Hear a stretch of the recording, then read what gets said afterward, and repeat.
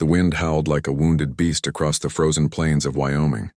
Snow fell in thick, blinding sheets, swallowing the land whole. Even the bravest men stayed indoors on nights like this.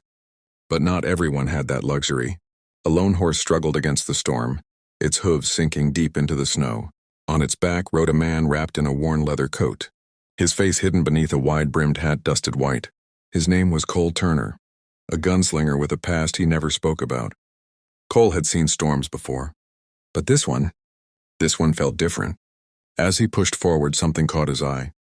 A faint shape in the snow, barely visible through the swirling white chaos. He pulled the reins sharply. At first he thought it was a fallen tree. Then it moved. Cole dismounted and trudged through knee-deep snow, his boots crunching heavily. What he found made him pause, a young woman, unconscious, her body half buried in the freezing drift. She couldn't have been more than 28. Her delicate features, pale from the cold, marked her as Chinese, unusual in these parts. Her clothes were fine but torn, not meant for such brutal weather. "Hey, you hear me?" Cole muttered, kneeling beside her. No response. Her breathing was faint. If he left her here, she'd be dead within minutes. Cole sighed, muttering to himself, "Damn it, not tonight."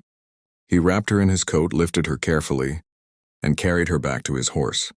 The animal protested under the extra weight, but Cole urged it forward.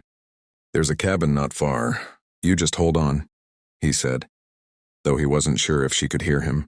The cabin. Hours later, they reached a small wooden cabin hidden among the trees.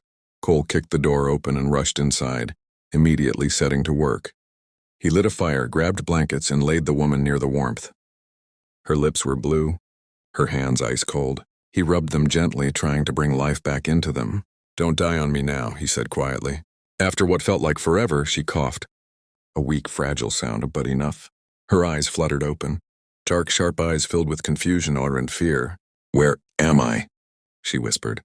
"Safe," Cole replied. "For now." She studied him cautiously. "You ain't saved me?" "Looks like it." There was silence for a moment, broken only by the crackling fire. "My name is Maylene," she said softly. Cole nodded. "Cole." She tried to sit up but winced in pain. "Easy," he said. "Storm still raging. You're not going anywhere tonight." Maylene looked at him, something unreadable in her expression. "You didn't have to help me." Cole shrugged. "Yeah, I did." Secrets in the storm. Over the next few hours, the storm refused to calm.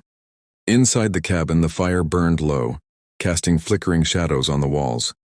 Maylene regained some strength, but her gaze remained distant, like she carried something heavy inside her. "What were you doing out there?" Cole finally asked.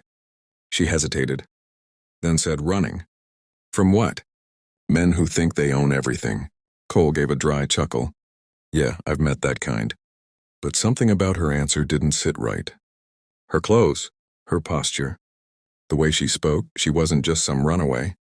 She was hiding something. Still, Cole didn't press. Everyone had secrets. Morning revelation. By morning, the storm had passed. The world outside was silent, a blanket of white stretching as far as the eye could see. Cole stepped out, scanning the horizon. That's when he saw them. Riders, at least a dozen, approaching fast. He cursed under his breath and went back inside.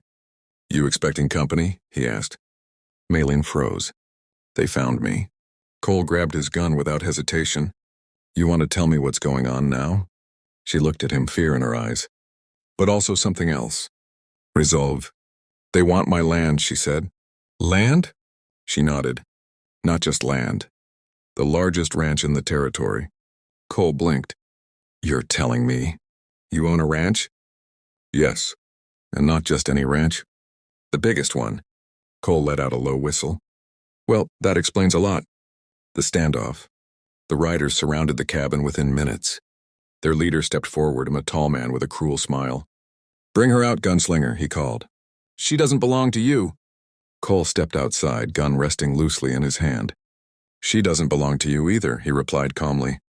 The man laughed. "You don't know who you're protecting." Cole smirked slightly. "Doesn't matter." Inside, Maylene watched through the window, her heart pounding. No one had ever stood up for her like this. Not without wanting something in return. But Cole, he didn't even know who she really was. The fight. The tension snapped like a breaking branch. A gunshot rang out. Then chaos. Cole moved like lightning, precise, deadly, controlled. Years of experience showed in every move. One by one, the riders fell or fled. The leader tried to escape, but Cole's final shot stopped him cold. Silence returned. Heavy. Final. Aftermath. Cole stood there for a moment, catching his breath. Then he turned back to the cabin. Maylene stepped outside slowly. "You could have died," she said. Cole shrugged. "Wouldn't be the first time I came close." She looked at him differently now. Not just as a stranger, but as someone she could trust. "You should come with me," she said. "To the ranch." Cole raised an eyebrow. "Why?" "Because someone like you doesn't belong alone in a place like this." He glanced at the endless snowy plains, then back at her. "For a woman who owns the biggest ranch in the Wild West," he said. "You're pretty good at getting into trouble." Maylene smiled faintly. "And you're pretty good at getting me out of it." A new beginning. Days later, they arrived at the ranch. It was massive, stretching across the land like a kingdom.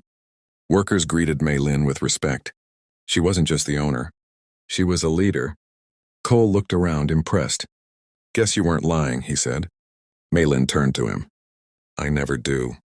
There was a moment of silence. Then she said softly, "You can stay, if you want." Cole thought about it. About the storms, the loneliness, the endless running. Then he nodded. "Yeah, I think I will." As the sun set over the vast land, the gunslinger who had nothing finally found a place to belong, and the woman who had everything finally found someone she could trust.